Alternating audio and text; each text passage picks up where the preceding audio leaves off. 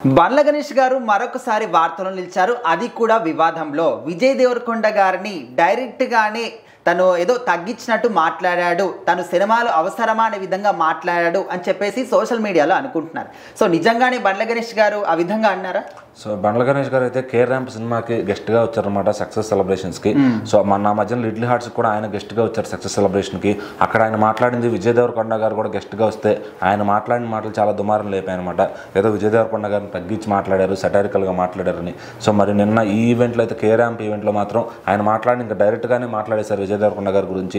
అసలు ఎందుకు బండ్ల గణేష్ గారికి అటు విజయ్ దేవరకొండ గారికి ఏమన్నా ఎక్కడ తేడా వచ్చింది అని మీడియా మొత్తం గుసగుసలాడుకుంటున్నారు. మరి వాళ్ళిద్దరికి ఎటువంటి సినిమా కమిట్మెంట్ కానీ ఎటువంటి ఏమీ లేవు.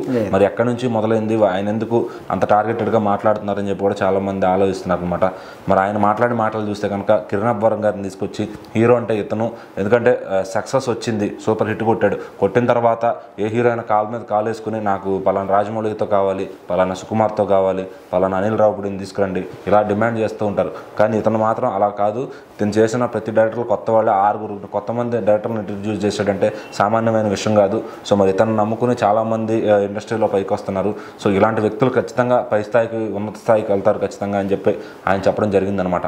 అదేవిధంగా సినిమా హీరోలు అంటే లూజ్ బట్టలు వేసుకుని వాట్సాప్ అంటే ఫ్యాన్స్ రారమ్మా, హిట్లు రావు. సో ఇలా కష్టపడాలి, ఆలోచించాలి, సినిమాని సెల్ఫ్గా ప్రమోట్ చేసుకోవాలి అని చెప్పి ఆయన అంటే సెటైర్ వేయడం జరిగిందనమాట.